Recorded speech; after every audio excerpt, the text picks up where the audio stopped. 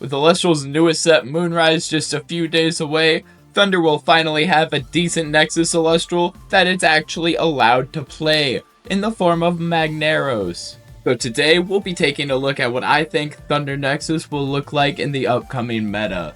Starting off with 2 copies of Magneros, a 2/4 that says you can Nexus up to 2 Thunder. When you do, you can foretell cards equal to the number of Thunder enchanted cards on your field and add 1 Thunder Invoke rune foretold this way to your hand.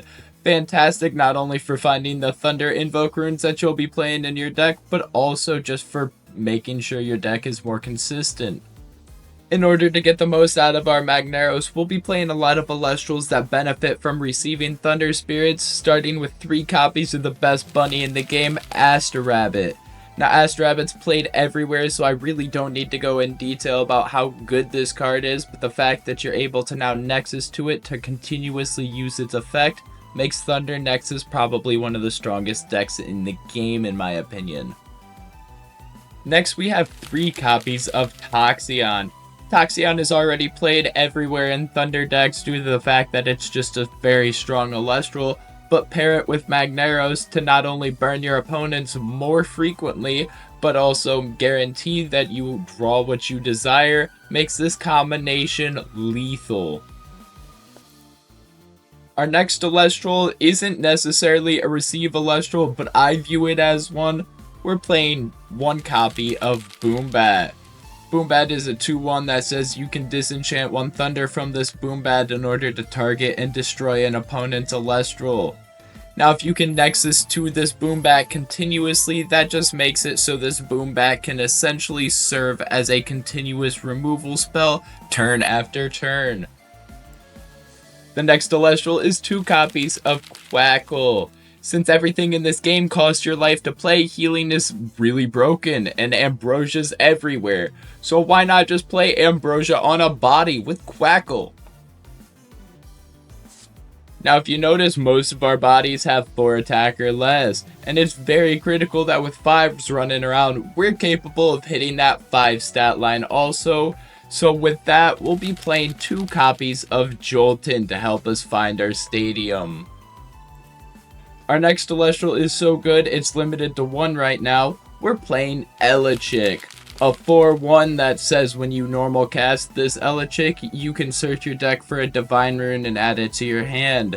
Essentially, pair it with Zeus or Demeter, which obviously we're playing Zeus in this deck for Thunder Nexus. Elechick becomes a 7 attack beater instantly. Our next Elestral is 1 copy of Arcalith. Arcalith is also so strong that it has to be limited to 1. Its ability says that you can normal cast this Arcalith with 2 Thunder Spirits if an opponent has at least 2 Elestrals in attack position. When you cast this Arcalith, you can enchant up to 3 Thunder Spirits from your underworld to your field. Pair this with either Aster Rabbit, Toxion, or your Zeus, or simply slap a bunch of spirits onto Arcalith and make him a giant beat stick. He's a fantastic card that dominates the meta right now. And our last Elestral is also our first non-Thunder Elestral with 2 copies of Spectaris. A 4/2 Lunar Elestral that says this Spectaris gets +1 for each suppressed Elestral on the field. When the Spectaris enters battle with an Elestral, you can suppress that Elestral until the end phase. Fantastic for beating over Galaxies or enemy Visceruses, or even a Foamy. All of these heavily rely on its ability, and Spectaris shuts them all down. Before we continue the video, I do want to remind everybody that I will be giving away a Reverse Stellar Exaltus at 100 subs. All you have to do is like the video and subscribe to the channel, and you will be entered to win this beautiful card. Without further ado, let's get back to the video. To start off our rune package, we'll be running 2 copies of Mount Olympus. This is great because not only will it allow our Elestrals to become a 5 attacker, it will also prevent a lot of our Elestrals from being hit from Cryoblast, and also turn on our next rune, which is 1 copy of Race to the Top. Race to the Top is extremely cheap removal that paired with either Magneros or Astrabbit is almost a guaranteed kill spell. Our next card is 2 copies of Cryoblast. Cryoblast is a phenomenal piece of removal that will allow you to destroy almost any high attack Elestral in the game, and if you can't do that outright, you can always pair it with Zeus for an oddly colored Earthquake. And speaking of Zeus, our next card is 2 copies of Zeus. Honestly, I think unlimiting Zeus from 1 is a big mistake. Zeus does literally everything you want in this deck.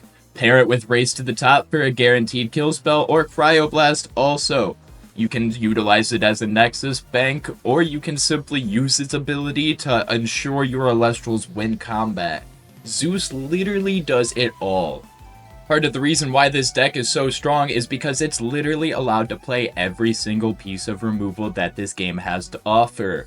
Because we're playing 1 copy of Earthquake and 1 copy of Resting on Your Laurels. Both of these removal cards are so strong that they're limited to 1 along with Race to the Top. Earthquake is essentially guaranteed removal, and Resting on Your Laurels is almost guaranteed removal. As long as they're 2 spirits ahead of you, it is literally cheaper and guaranteed removal. As I already stated before in the video, healing is extremely strong, so we'll be playing 3 copies of Ambrosia. Starting off our counter runes, we have 3 copies of Gorgon's Gaze. This is here to shut down literally anything that an opponent's Celestial desires to do.